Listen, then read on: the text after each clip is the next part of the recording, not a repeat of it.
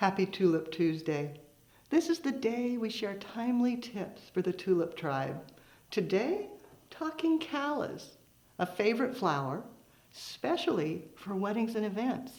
But as a carried flower, it actually secretes sap that can stain any clothing.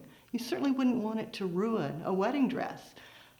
For bouquets with natural stems, the trick, give it a cut, write the length you want, then using clear nail polish, seal the end.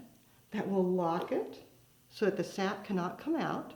It won't change the look, so you'll still get that natural stem, and you'll be safe and not do any damage to a gown. Now you know the pro technique.